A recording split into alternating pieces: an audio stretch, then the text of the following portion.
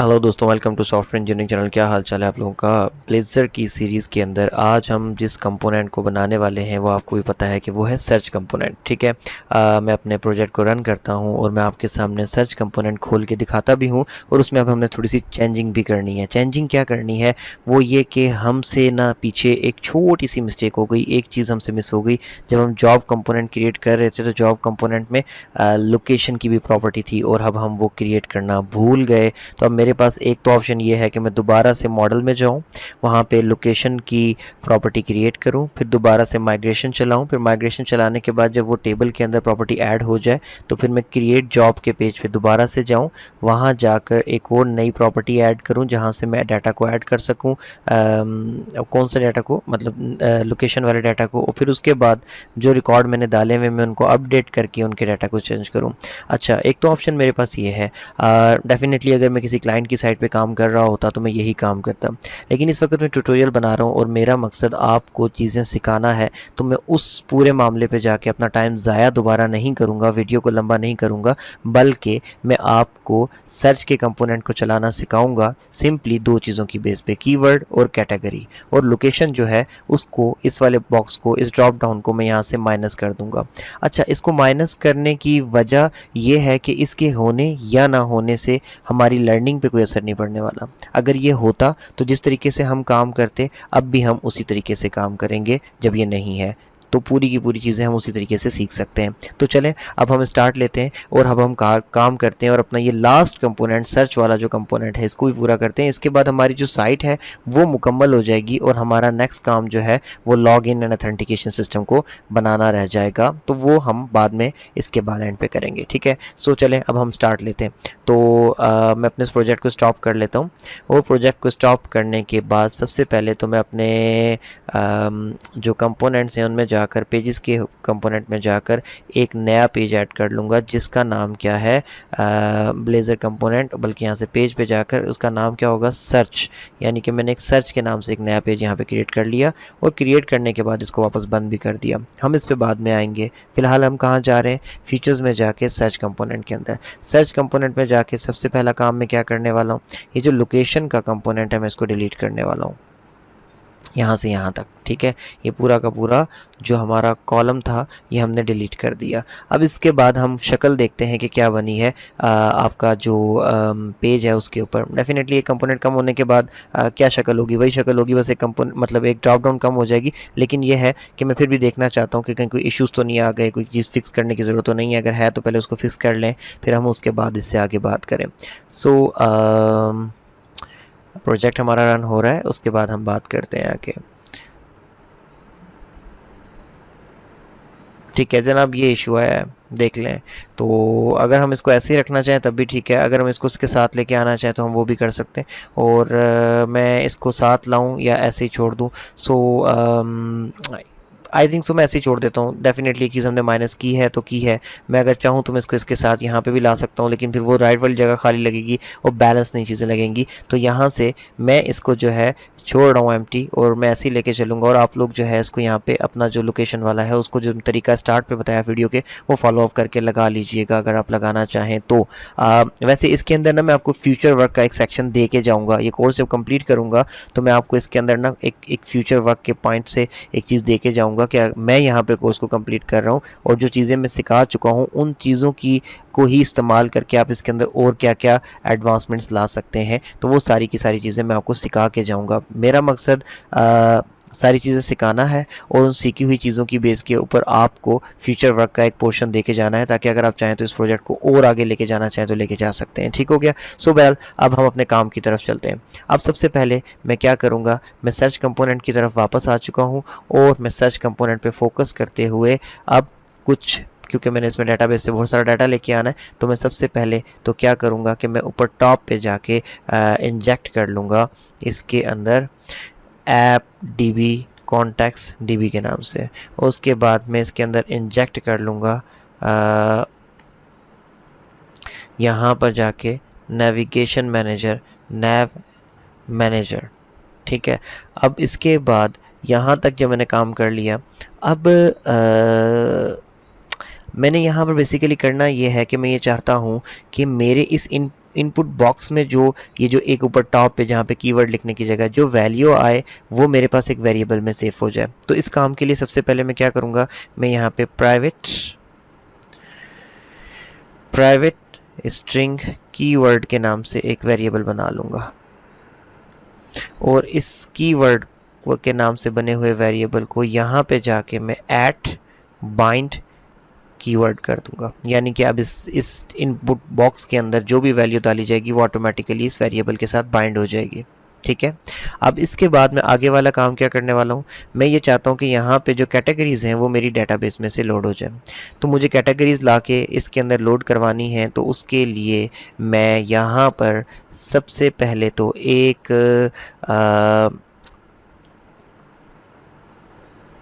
Public एक property बना लेता हूँ और प्रॉपर्टी में लिस्ट टाइप की बनाऊंगा और उसके अंदर जो टाइप है वो मैं स्ट्रिंग रखूँगा और यहाँ पे जाके मैं लिखूँगा कैटेगरीज़। Okay, categories. ओके, अब आप सोच रहे होंगे कि स्ट्रिंग क्यों, अभी तक तो हम मॉडल क्लास ही लिया करते थे, लेकिन इस टाइम पे मुझे सिर्फ एक चीज़ उठानी है तो स्ट्रिंग काफ़ी है। अच्छा, अब यहाँ पर जाके मैं क्या करता हूँ, ओवरराइड करता हूँ ऑन इनिशियलाइज को। तो ऑन इनिशियलाइज को मैंने ओवरराइड कर दिया है और यहाँ पे जाके अब मैं जो कैटेगरीज़ का ये मैंने एक वेरिएबल बनाया था, इसमें आके डेटाबेस में से TBL कैटेगरी में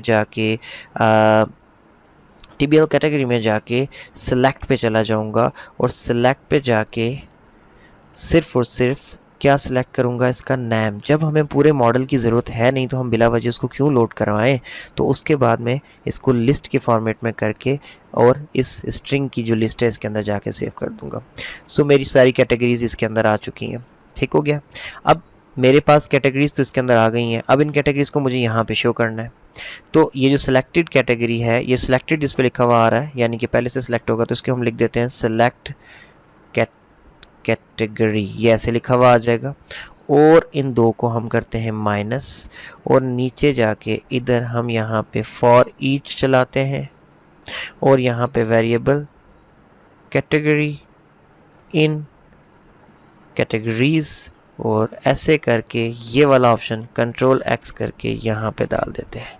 और ये जो ऑप्शन वैल्यू 1 है यहाँ पे हम क्या लगा देंगे, कैटेगरी, और यहाँ पे हम क्या लगा देंगे, कैटेगरी, यानी कि उसका नाम। ठीक है, अब हमारे पास इस तरीके से एक सिलेक्टेड का तो बन गया और जो इसके अंदर से जो कैटेगरी हम सिलेक्ट करेंगे वो सिंपल सिलेक्ट के टैग में से बाइंड कर देंगे किसमें, एक नई प्रॉपर्टी बना के सिलेक्टेड कैटेगरी के नाम से उसके अंदर। तो यहाँ पे मैं एक नया वेरिएबल बना लेता हूँ, जैसे मैंने ऊपर बनाया था प्राइवेट स्ट्रिंग सिलेक्टेड कैटेगरी, ऐसे करके। और अब मैं यहाँ पर जाके इसको बोलता हूँ कि इसके अंदर से जो भी कैटेगरी सिलेक्ट की जाए उसको बाइंड कर दिया जाए सिलेक्टेड कैटेगरी के वेरिएबल के ऊपर। यहाँ तक तो हमारा काम हो गया। अब मेरे पास एक बटन है सर्च का और मैं चाहता हूँ कि जब इसके ऊपर क्लिक किया जाए तो हम नेविगेट कर जाएं एक नए पेज के ऊपर जिसका नाम है सर्च, और उस पेज के ऊपर हम दो पैरामीटर्स लेके जाएं, एक तो कीवर्ड और दूसरी कैटेगरी। और इसके लिए हमें नेविगेशन मैनेजर का इस्तेमाल करना पड़ेगा और हमें ऑन क्लिक का फंक्शन इस्तेमाल करना पड़ेगा। तो ऑन क्लिक के फंक्शन को इस्तेमाल करने के लिए ये चीज़ लाजमी है कि हम यहाँ पे रेंडरिंग मोड जो है वो इंटरएक्टिव कर दें, इंटरएक्टिव सर्वर कर दें। अब मैं यहाँ पर चाहूँ तो मैं एक प्राइवेट वॉइड करके एक नया फंक्शन बना सकता हूँ नेविगेशन का, प्राइवेट वॉइड नेविगेट, और उस नेविगेट के फंक्शन को या नेविगेशन के फंक्शन को या नेविगेट टू सर्च के फंक्शन को जो भी नाम मैं रखूँ उसको मैं यहाँ पे ऑन क्लिक पे कॉल कर सकता हूँ। लेकिन सिर्फ एक नेविगेशन देने के लिए मैं पूरा का पूरा फंक्शन नीचे बनाऊँ, उससे बेहतर ये है कि मैं यहाँ पर ही फंक्शन तैयार कर लूँ। ऑन क्लिक के अंदर हम यहाँ पे आके C# लिखने का तो ऑप्शन है ही हमारे पास, तो यहाँ पे एक फंक्शन बनाएं और उस फंक्शन को इस तरीके से करके यहाँ पर बोलें कि तुम्हारे अंदर नेविगेशन मैनेजर चलेगा जिसका नेविगेट टू का फंक्शन चलेगा, और वो क्या करेगा कि हमें भेजेगा कहाँ, सर्च के पेज पे, और दो चीज़ें दे के भेजेगा। पहले नंबर पे कीवर्ड के वेरिएबल में हम डाटा डाल चुके हैं, दूसरे नंबर पे सिलेक्टेड कैटेगरी। जब हम यहाँ से सर्च के बटन पे क्लिक करेंगे ये दोनों चीज़ें लिख लेने के बाद तो हमें नेविगेट कर दिया जाएगा सर्च के पेज पे कीवर्ड और सिलेक्टेड कैटेगरी के दो दो जो है पैरामीटर्स देकर। ठीक हो गया। तो अब हम जैसे ही जाएंगे सर्च के पेज पे तो हमने इन दोनों चीज़ों को वहाँ पे रिसीव करना है। तो इसलिए हम इसको बंद करके हम सीधे चले जाते हैं पेजेस के अंदर सर्च के पेज पे, और सर्च के आगे यहाँ पर हम लिख लेते हैं कि हमने जो दो चीज़ें रिसीव करनी है, कीवर्ड और कैटेगरी। अब हमारे पास कीवर्ड और कैटेगरी जो यहाँ से आएंगे वो हमें यहाँ पर रिसीव करने पड़ेंगे दो प्रॉपर्टीज़ बना के। पहली प्रॉपर्टी स्ट्रिंग कीवर्ड, whereas दूसरी प्रॉपर्टी स्ट्रिंग कैटेगरी। और इसके बाद यहाँ पर हम इसके ऊपर एक पैरामीटर के साथ इसको थोड़ा सा बता देंगे कि आपने पैरामीटर्स को आने वाले कीवर्ड की वैल्यू को इसमें और कैटेगरी की वैल्यू को इसमें सेव करना है। अब हमारे पास दोनों वैल्यूज़ कीवर्ड और कैटेगरी आ चुके हैं, तो हम यहाँ पे पैरामीटर सेट हो चुके हैं हमारे, तो हम यहाँ पे और राइट करेंगे एक फंक्शन को जिसका नाम है ऑन पैरामीटर सेट, यानी कि जब फंक्शन इस पेज के ऊपर कोई पैरामीटर वैल्यू सेट कर दी जाए तो तुम इसको कॉल कर देना। और जब इसको कॉल करेंगे तो हम यहाँ से डेटाबेस में से क्योंकि रिकॉर्ड उठाने वाले हैं तो हमें यहाँ पे इंजेक्ट करना पड़ेगा ऐप डीबी कॉन्टैक्ट्स को।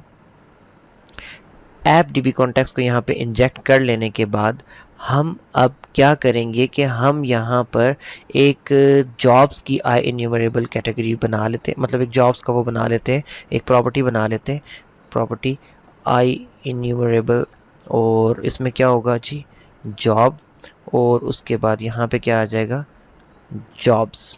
ठीक है। अब यहाँ से हम क्या करते हैं कि हम बोलते हैं कि जॉब्स के वेरिएबल के अंदर आप डाल दें db.tbl जॉब, लेकिन कौन सी जॉब, वो वाली जॉब जहाँ पे आपकी जो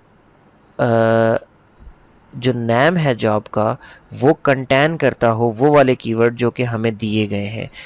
वेयर नेम डॉट कंटेंस क्या कीवर्ड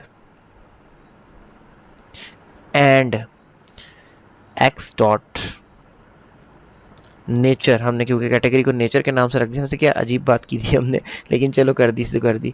अच्छा कंटेंट्स और उसके बाद यहाँ पर जाके कैटेगरी, सही है, कंटेंट्स कैटेगरी कर दो या इसको इक्वल टू कैटेगरी कर दो तो भी ठीक है। Where x dot nature equals to category, वो भी ठीक है, बट हमने सेम पैटर्न रख दिया तो भी दैट्स फाइन।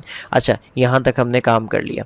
अब इन दो पैरामीटर जैसे ही पैरामीटर सेट होंगे तो ऑन पैरामीटर सेट का फंक्शन चलेगा, और ऑन पैरामीटर सेट का फंक्शन क्या करेगा कि जॉब वाले टेबल में जाके वो वाली जॉब्स जिनके नाम के अंदर ये वाला वर्ड आता है जो कि हमने लिख के सर्च किया है और ये वाली कैटेगरी के अंदर वो जॉब्स आती हैं, उन सबको उठा के जॉब्स के वेरिएबल में डाल देगा।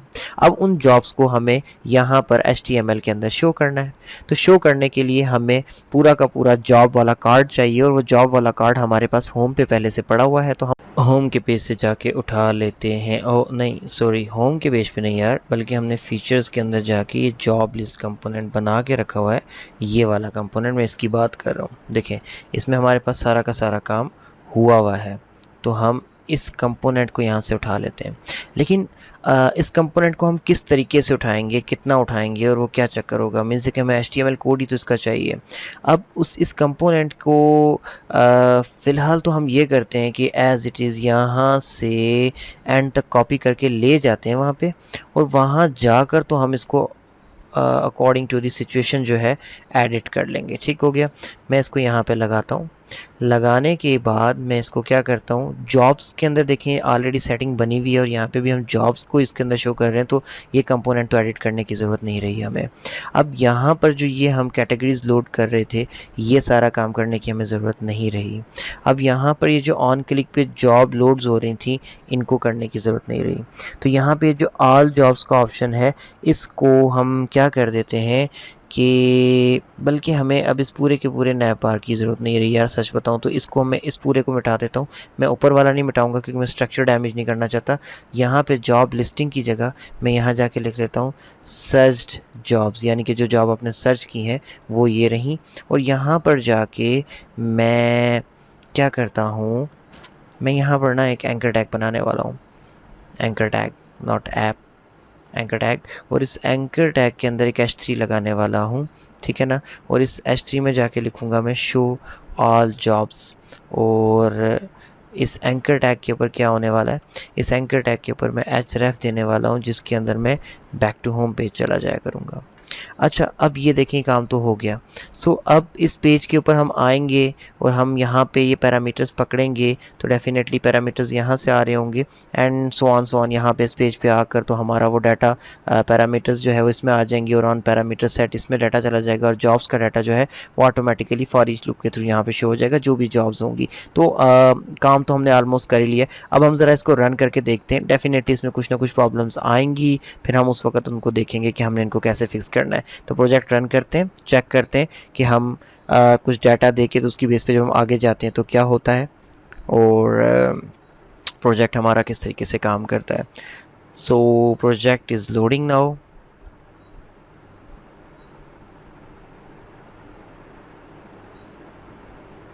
प्रोजेक्ट लोड हो चुका है। अब मैं यहाँ पे जाके, मेरे पास ऐसे कुछ जॉब्स पड़ी हुई हैं तो मैं इन्हीं में से कुछ सर्च करने की कोशिश करूँगा। जैसे फॉर एग्जांपल मैं कहता हूँ कि जी .NET फुल स्टैक डेवलपर के नाम से जॉब है, रिमोट जॉब्स की कैटेगरी में है, तो मैं कहता हूँ जी मैं अब इसी को सर्च कर लेता हूँ ताकि देखते हैं हम सर्च रिजल्ट में आती है या नहीं। तो मैं कहता हूँ कि जी .NET के हवाले से कोई ये सिलेक्ट कैटेगरी लिखा हुआ है, इसको कैटेगरी करना है हमने, और ये 1 लिखा हुआ आ रहा है, ये कहीं रह गया है तो हम उसको भी सही कर देंगे। कोई रिमोट जॉब अवेलेबल हो तो वो हमें मिल जाए, तो हमने इसको सिलेक्ट किया है और हम सर्च का बटन दबाते हैं। तो देखें अब ऊपर टॉप पे सर्च के आगे .NET भी जुड़ गया, रिमोट जॉब भी जुड़ गया, और हम यहाँ पे सर्चिंग में लग गए हैं। ये पेज का लोडिंग चल रही है। अब मैं इसको पहले चेक करने के लिए यहाँ ब्राउज़र में यहाँ पे कर्सर रख के इंटर का बटन दबाता हूँ, तो देखते हैं कि क्या होता है। तो जब मैंने यहाँ पे कर्सर रख के इंटर का बटन दबाया तो हमारा जो शेयर्ड पेज था वो लोड नहीं हो सका। क्यों नहीं लोड हुआ इसको हम बाद में देखेंगे, बट द पॉइंट इज़ कि हमारा जो काम था वो हो चुका है। अगर आप गौर से देखें तो ये देखें जनाब, हमें .NET की जो जॉब है वो मिल गई, यहाँ पर आ गई है। खाली थीम सेट नहीं है ना, उसको भी हम कर लेते हैं। एक दो चीज़ें जो कॉस्मेटिक इश्यूज़ थे वो भी हम सेट कर लेते हैं अभी। अब सबसे पहले तो हम देखते हैं कि वहाँ पर जो हमारा कंपोनेंट है उसके अंदर कैटेगरी क्यों नहीं लिखा हुआ आ रहा पूरा। तो हम सर्च कंपोनेंट पे जाते हैं तो वहाँ पर देखें कैटेगरी लिखा हुआ आ रहा था, तो यहाँ पे हमने इसको पूरा कैटेगरी करना है ऐसे करके, और हमारी कैटेगरी के नाम के आगे बार बार 1 आ रहा था, तो ये नाम था बेसिकली रह गया था, तो हमने उसको मिटा के ये कर दिया। तो ये चीज़ें सेट हो गई। अब इसके बाद इशू क्या है कि जब हम नेविगेट करते हैं तो वो लोडिंग पे क्यों लग जाता है। तो देखिए पहले तो जो हमारा सिस्टम है ना वो सर्वर से रिस्पांस नहीं उठाता, वहीं से कहीं से अपने ब्राउज़र से सारे सिस्टम सेट करने की कोशिश करता है, तो उसके अंदर समटाइम वैसे अटक जाता है। तो मैं आपको यहाँ पे बताता हूँ कि आपने क्या करना है। जो नेविगेट टू वाला काम है, इसके बाद आपने इसके अंदर नेविगेट टू के फंक्शन के अंदर रहते हुए जो आपने पहला पैरामीटर एक स्ट्रिंग दिया है URL, उसके बाद आपने ट्रू लिखना है। तो व्हाट इज़ ट्रू, तो बेसिकली आप ये फोर्स लोडिंग के ऑप्शन को ओपन कर रहे हो। तो फोर्स लोड का मतलब क्या है, if true bypass client side routing and force the browser to load the new page from the server, ठीक है ना। तो अब हम यही काम चाह रहे हैं कि हम न्यू पेज सर्वर से लोड कराना चाह रहे हैं। पहले वो पेज सर्वर से लोड नहीं हो रहा था, वो लोकली पेज को लोड करने की कोशिश कर रहा था।